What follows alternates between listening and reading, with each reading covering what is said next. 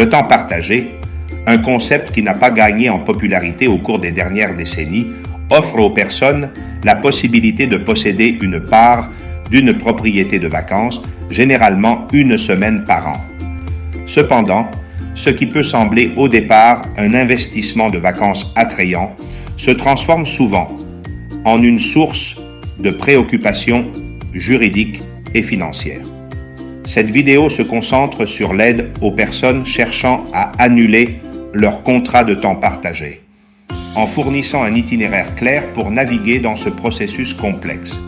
Une forme courante de ces contrats est la semaine flottante, où les propriétaires ont le droit d'utiliser la propriété pendant une semaine non spécifiée chaque année. Bien que ce système offre de la flexibilité, il peut également conduire à des conflits et des malentendus, en particulier lorsque les semaines de temps partagé se chevauchent ou ne sont pas disponibles. La législation sur le temps partagé en Espagne a évolué de manière significative, en particulier depuis janvier 1939.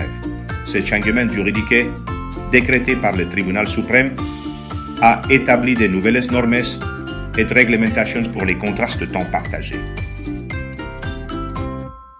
Ces lois visaient à protéger les consommateurs contre les pratiques commerciales injustes et à fournir une clarté sur la nullité de ces contrats. Ce cadre juridique a été fondamental pour établir les droits et obligations tant des consommateurs que des entreprises de commercialisation de temps partagé. Annuler un contrat de temps partagé peut être motivé par diverses raisons.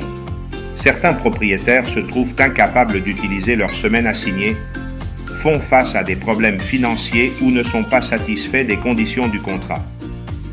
Un autre facteur important est l'obligation de payer des frais de maintenance annuels, qui augmentent chaque année. De plus, les pratiques de certaines entreprises de commercialisation peuvent être questionnables, amenant les propriétaires à rechercher l'annulation de leur contrat pour éviter d'autres complications et dépenses.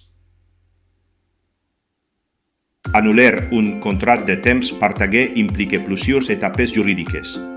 D'abord, il est crucial de déterminer si le contrat peut être déclaré nul de plein droit. Cela dépend de plusieurs facteurs, comme la date de signature du contrat et les clauses spécifiques qu'il contient. Les contrats signés après janvier 1999 sont soumis à des lois plus strictes, ce qui peut faciliter leur annulation. Il est essentiel de consulter un avocat spécialisé dans ce domaine pour évaluer les chances de succès dans l'annulation et guider à travers le processus juridique. Les contrats de temps partagé signés après le 5 janvier 1999 sont soumis à la législation entrée en vigueur à cette date. Ces contrats doivent répondre à des critères plus stricts en termes de transparence et d'équité pour les consommateurs.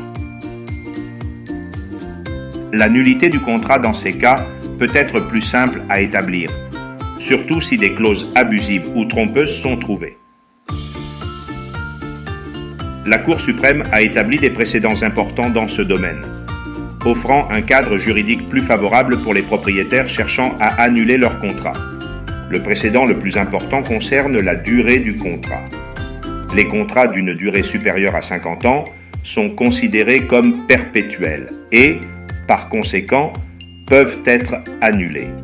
Les propriétaires peuvent annuler le temps partagé, mais pas les frais de maintenance payés, selon le jugement de la Cour suprême. Cependant, toute dette de maintenance est annulée si le contrat est déclaré nul de plein droit. Dans certains cas, le changement de titulaire peut être une alternative viable à l'annulation du contrat. Cela implique de transférer les droits et obligations du contrat à une entreprise qui acquiert ce type de propriété en échange d'une somme.